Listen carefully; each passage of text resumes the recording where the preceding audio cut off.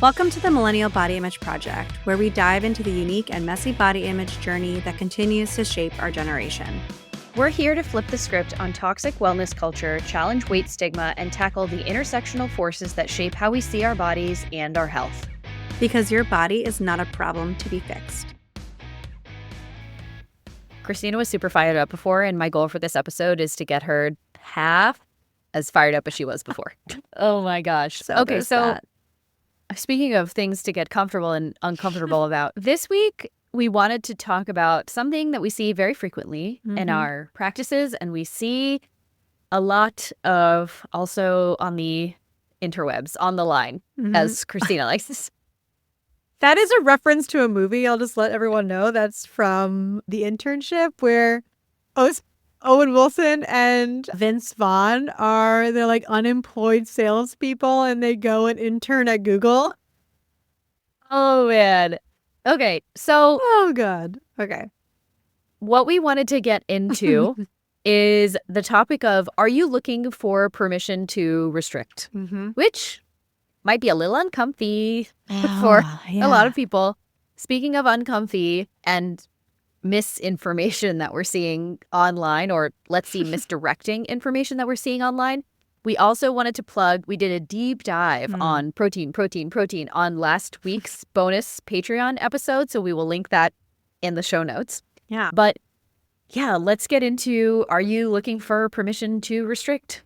I think this might be kind of hard for people a little bit. Not that it's like hard for you to comprehend, but more of ew, am I? Because I think, and to be honest, I don't want you to listen to this episode and be like, oh my God, I am. And then therefore, like, there's something wrong with me and I now have an eating disorder. Like, slow down, guys. No. That's not necessarily what we're saying. Also, we don't diagnose people with eating disorders. Speak to your therapist or your doctor about that. Disclaimer. That does not happen here.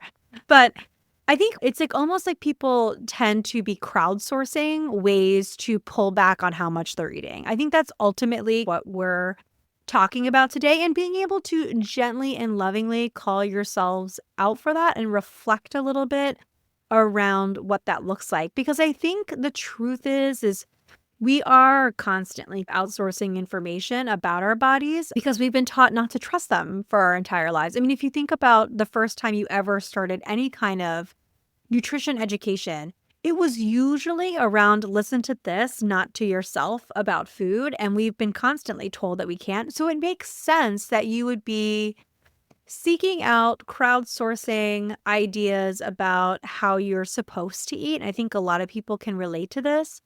But one of the things that we want to talk about today is that sense of crowdsourcing is really just a way for you to look for permission to restrict certain food groups or food items, ultimately. And if that is the case, what do we do about it?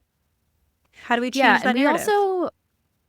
We also want to touch on, like, why are we looking for permission to restrict, and where are we looking for permission to restrict? And we'll give you a couple of examples there. But like Christina was saying, when we have been taught that we can't trust our bodies, we're going to look outside for information because we also don't know how to interpret the signals that our bodies are giving us. And at so many points in our lives, I mean, even in our schooling, which we'll get into later, a lot of the time, especially if you have any kind of functional slant to your training or the information that you take in or integrative, restriction in different forms is always presented as the solution to fixing something. Oh, 100%. It's, do this elimination diet for thyroid, or, do Whole30, or, do this sugar detox, right? And the line between, is this a weight loss prescriptive diet, or is this a quote therapeutic elimination protocol to fix my symptoms, is very thin, my friends. And most of the time, it's both. And it's interesting, and I think this is where part of the idea for this episode came from, is I was thinking back to when I first got diagnosed with celiac disease, when I was seeing a functional medicine provider almost 15 years ago at this point. Did I get diagnosed before you or around the exact same time?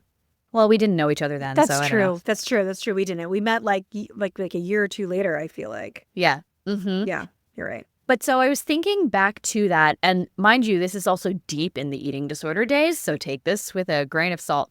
But I remember going into that practitioner and not necessarily thinking consciously of like, oh my God, I would love if they just told me not to eat X, Y, and Z, because it basically gives the stamp of approval of you can continue restricting, Yeah. but it's for a good reason. And it was so interesting because I've recently gotten access to a bunch of those old labs, and I was like, oh my God, they were running so many different things on me, because you're constantly, when you're having a lot of health issues, you're looking for the reason, right? Like you're Totally. looking for a diagnosis, or you're looking for some kind of pattern that is happening that's like, oh, this is why these symptoms are coming up in my body, or this is why my body has changed, or this is why this has happened to me. And when you have a background in any kind of naturopathic, functional medicine, not neutral nutrition, like anything other than neutral nutrition training, whether it's weight or symptoms, the answer or the proposed solution to your problem that's going on in your body is, oh, we'll just get rid of a bunch of things and it'll fix it. And whether that's weight off of your body or food to change what is going on in your body, we're told, oh, yeah, this is the answer. And if you don't get to the answer that you're looking for by restricting, whether that's restricting your weight or restricting your food, it's then actually flipped on you, and it seems like a you problem rather than the protocol that you were given. Yeah, it's very shame-based, right? And one of the things that I was thinking about too, and even just all of our training, everything has always been down to, well, this is a symptom and here's how food can change that. And most of the time, people, and I've noticed this like when I worked in the functional medicine doctor's office, most of the times, if I were telling people to, if I tried to increase people's variety of food, oh my God, the amount of pushback that I would get on me to the doctor, like literally, there's a client who told on me, he's like, you know, your nutritionist is telling people to eat cupcakes. I'm like, you need to relax. Like, that's what I was trying to tell you. I wasn't telling you to make your main diet staple just cupcakes all day. I told you to relax and enjoy a cupcake every now and again.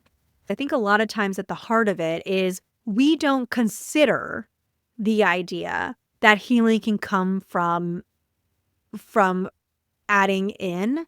We consider healing as coming from something that we have to take away. And I think that's really sad, that so much of the narrative is that we have to take something away in order to feel better, when really we should be thinking about adding more and like thinking about it more from like an abundance and supportive standpoint than it is from a pulling back. I think the thing that makes it really hard for people to identify with the idea about, am I looking for permission to restrict, is because a lot of times it's not considered restriction. They don't think about it as restriction. They think about it as like, oh, I'm taking out this thing that's causing harm. And it's like, well, is it that thing that's causing harm? Maybe. Or is it the lack of things around it that are actually the thing that are throwing some fuel on the flames? And so for me, the difference between the restrictive shame-based approach that Dana was describing, where it's like, oh, I have to fix my body, there's something wrong, I need to take things away, versus I want to empower myself with more sustainable behaviors and I want to support my body long term, are very, very different internal narratives about how we're approaching food. And I think it's really hard for people to shift that mindset because of how much we've been told that we can't trust our bodies and that everything that we're doing is wrong and we need to do something different and we need to take out all these things in order to feel better. I think about every news segment there ever is, like every couple of weeks, it's like some new, like, this food item is toxic. And it's like, oh my God, just add it to the list of things to be scared of and to take away from you. And we don't think of that as restriction, but it is inherently restrictive. Mm-hmm. And one thing that we want to be clear on is this is not just for people who have diagnosed eating disorders. Oh, no. Yes, it obviously happens to people with diagnosed eating disorders or who are in the throes of disordered eating behaviors, but this happens to everybody. I have never worked with a client for whom this is not at least part of the equation for them. And of course, disclaimer, when we're going back to what Christina was saying about maybe removing things will fix things. Of course, in the case of something like celiac, food allergies, even if you're lactose intolerant. Totally. But you guys know I work with a lot of GI clients, right? And so what I always say is most of the time when you're having food reactions, barring those examples that I just gave, the food is not the problem. There's something else going on that is causing you to have these reactions to food, whether that's GI, skin, hair, hormones, whatever it is. But removing those foods is not going to fix the problem. We need to figure out where the problem is coming from. And a lot of the time, the problem is coming from over restriction. If you listen to our episode on protein, we talk about the female athlete triad and low energy availability, or red S. And I think we'll have to get into that in a whole nother episode. But basically, if you are a person who exercises consistently or trains in any form, doesn't mean that you're a high school athlete like a bunch of the ones that I work with, or doing CrossFit or any of this, and you are under eating for your body's needs, the more that this happens over a long period of time, the more you're going to start to have hormonal imbalances, maybe start missing your period. Is it perimenopause or is it low energy availability? You're going to have GI issues. You're going to have cholesterol issues. You're going to have all this other stuff. Crazy that can happen just from not eating enough, but it's true. And so even though we're always taught, oh, the answer is like, just eat less. It's not. Most of the time, it's the other way around. Well, I think the narrative is shifting a little bit. Maybe I'm wrong, but I feel like the narrative is shifting a little bit from eat less versus eat the right things. And I think we sometimes, right? Like, I think we sometimes forget. Just make sure you eat enough protein. Yeah, just eat 300 grams of protein. Don't do that. We're laughing guys. so that we don't cry. Yeah, don't do that, guys. That's terrible. But also, I think now that's what makes it difficult to discern between, is this restrictive versus is this health promoting? Because sometimes when you're hearing something, you might think to yourself, well, that's not restrictive because they're adding something in, or I'm eating more of this thing. But what is the takeaway? Is the takeaway that I shouldn't be eating sugar or these quote unquote inflammatory things, and I need to eat more of these anti-inflammatory things, and that is the approach? And is that inherently restrictive because we're creating a morality and a restriction around certain food groups? The answer is yes. We might not realize it or think about it that way because it seems like it's not coming from this place. This is where you're going to find the people who are like, oh, I'm not dieting. Like, I'm a non-diet nutritionist. But the reality is they have super, super hierarchy and morality around food choices. And that is where you're going to start to see that. There's a huge difference between here, I am having low energy and I want to support myself with basic nutrition education and understand how does my body respond to sugar, versus we got to cut out sugar. Sugar's inflammatory. That's why you have low energy. Bing, bing, bing, bing, bing. Like, that's the huge difference between those two places. Whereas the person might say, oh, I'm not restrictive. You can eat as much as you want, as long as it's not Snickers.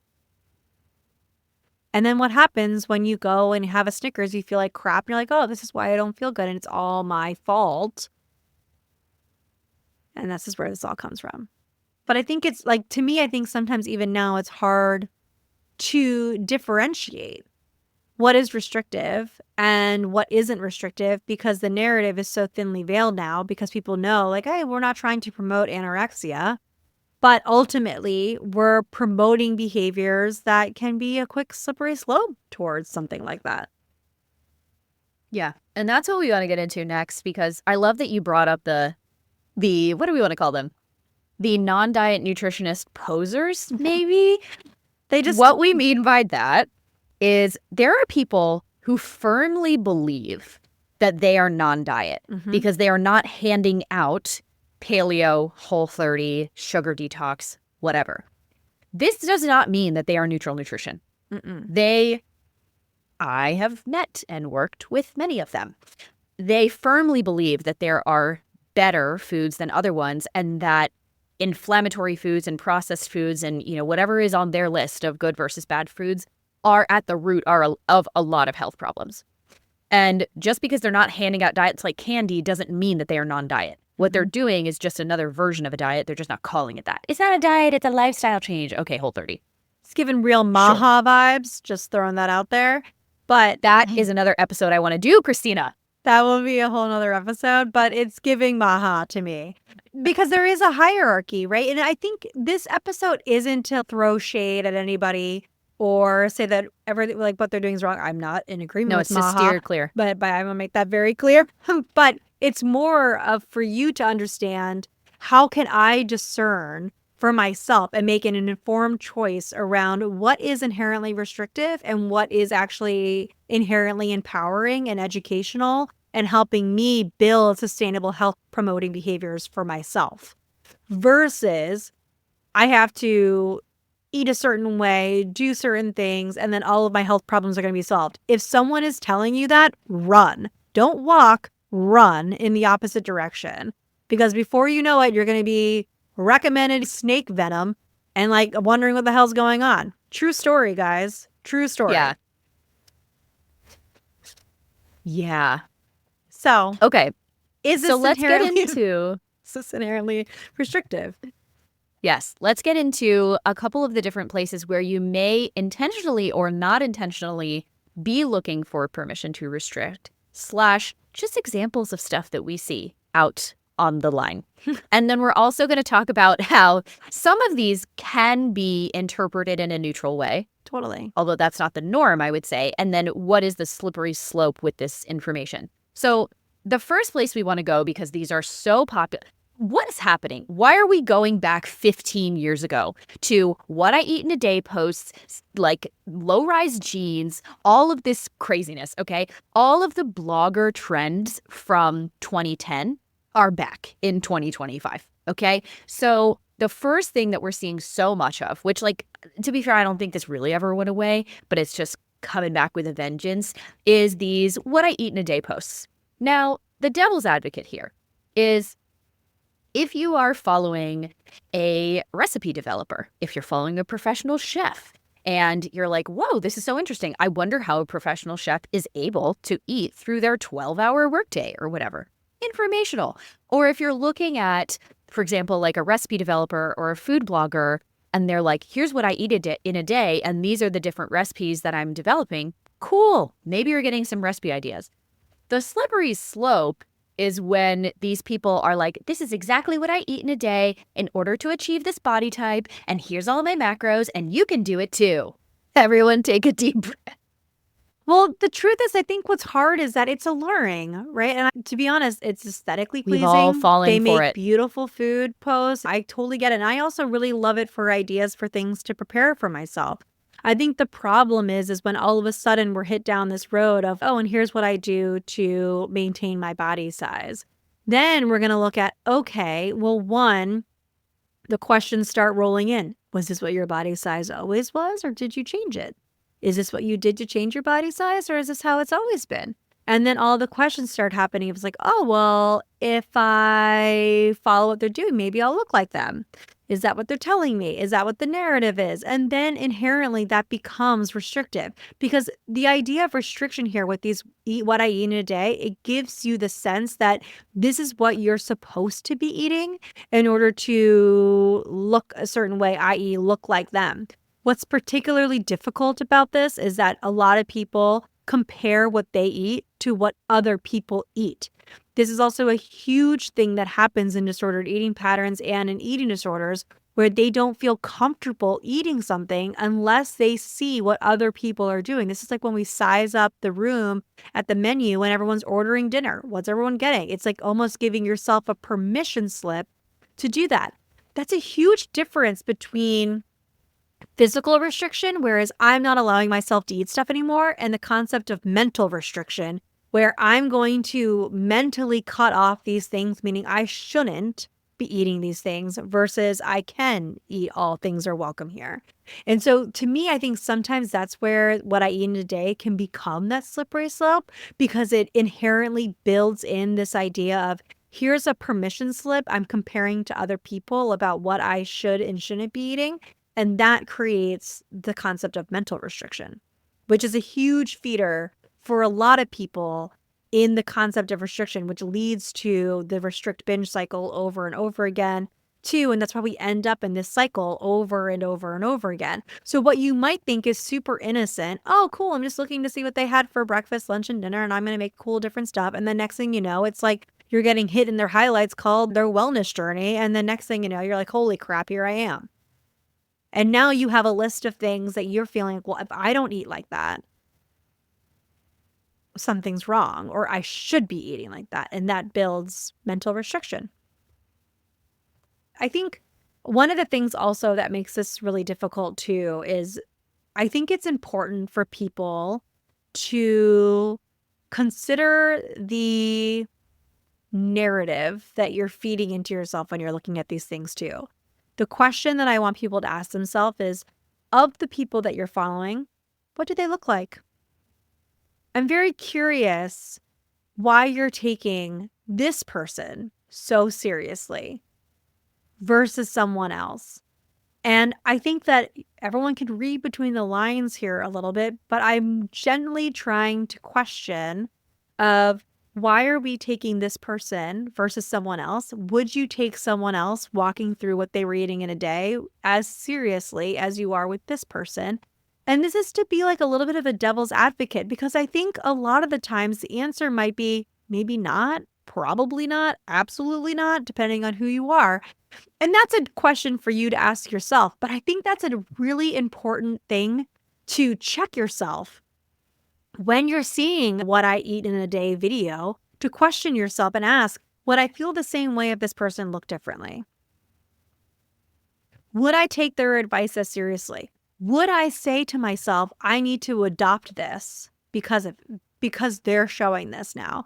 I think asking those questions is going to give you a lot of insight around whether or not you are looking for permission to do what they're doing so that you can be like them, look like them, and have the quote unquote results that they are having, right? Whatever that means to them. That's like a whole nother can of worms, but in our minds, that's what that looks like to us. And so I'm saying this for everybody out there. The what I eat in the day videos are an incredible slippery slope for a lot of people. Because usually what ends up happening is you see someone doing what I eat in a day, they're already under eating. You have absolutely no idea what their nutritional input is like, what they're actually, even if they're eating what they're saying they're eating. Even if they're eating it, right? You have absolutely no idea. And then what we do, if we have a history of disordered eating patterns or body image stuff or things like this, or we want to have weight loss associated with certain types of behaviors, we're going to see what they're doing. And we're like, well, I'm going to do it better. I'm going to do less because I want to be smaller. I need to lose weight. They're maintaining, right? Like that's the language that we're using out there. They're maintaining. So I need to do less if I want to eat, if I want to lose weight or have the results that I want to have. This is where it becomes a slippery slope. And then next thing you know, it's permission to restrict. You're looking for permission to restrict, whether or not it's intentional or not. The impact is that it ends up being restriction, whether it's mental restriction or physical restriction. Yeah. Another place where we see this a lot is in these therapeutically designed protocols / recommendations by health condition. This is one of the most epidemic things, I would say, we're seeing in the nutrition world online these days. The PCOS girlies, the perimenopause girlies, the protein girlies, like all these different things, right? And I think this has really exploded with TikTok because it's so easy to get into a rabbit hole of as soon as you like something, they're showing you 10 more things on your For You page about that specific topic. And so this one is a particularly hard one because if you identify with some of the things that the person on the other side of the phone is talking about, like you do have PCOS and maybe you're also going through perimenopause and maybe you also have all these other things, you might think, oh, this one is actually way more applicable to me than these random people who are doing what I eat in a day videos because, well, they don't have PCOS or they don't have, or they're not going through perimenopause or they don't have, you know, whatever your check list of health things, lifestyle things going on is. But the thing is, when somebody, and coming from someone who's been creating content on the internet for 12 years. almost 11 years at Yeah, this point, say 12 years or something.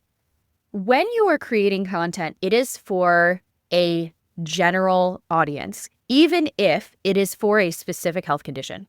Because there's no way that you could possibly know the exact dietary recommendations, macronutrients, blah, blah, blah, blah, blah, for every single person who has Hashimoto's thyroiditis. There's no way.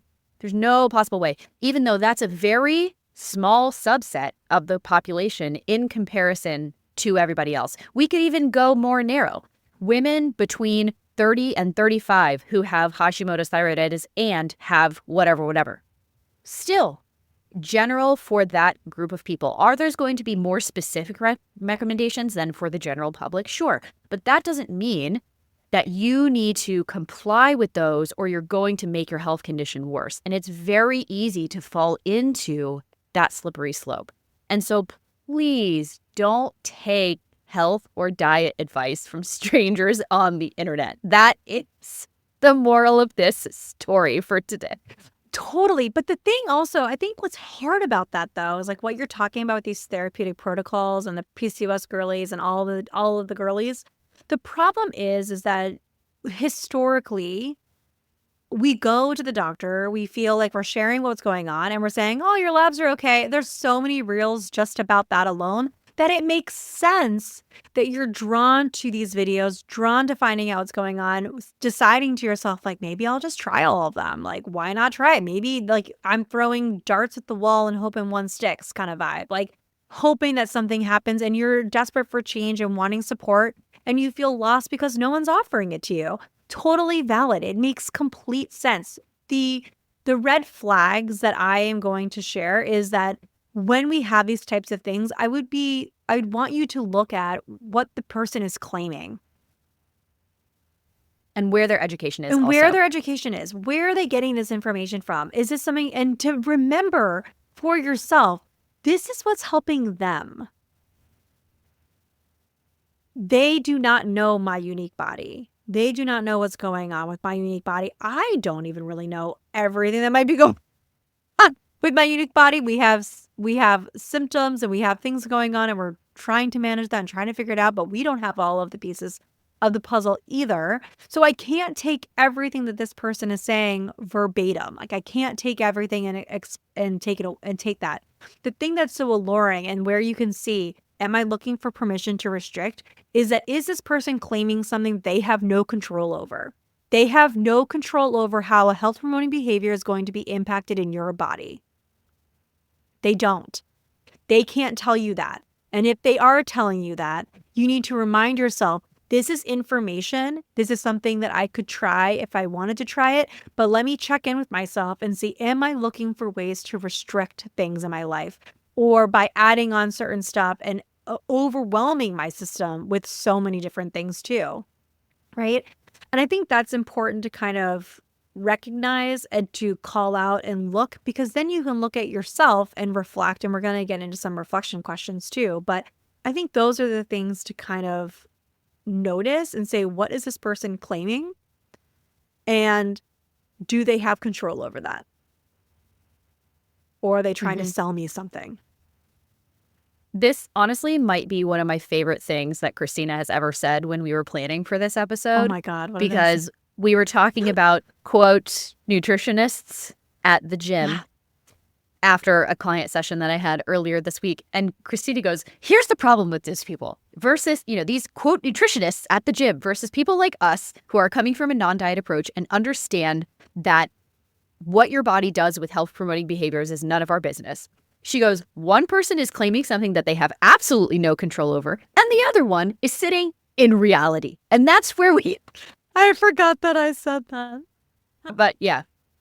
But here's the thing. I was on a rampage when I said it, but I still believe it wholeheartedly. I totally agree with that. So all of this is really to say the things that you're looking at and things that you're seeing online, I want you guys to think about this with the healthy sense of skepticism. I was a former auditor, and so I can't help myself. And that's literally how we went into every project. Like, trust but verify, right? Like, We want to trust the things and the people that we're seeing information from, and we don't want to think that they're like shitty, terrible people. I don't think that everyone's crappy, terrible people trying to make a buck off of you.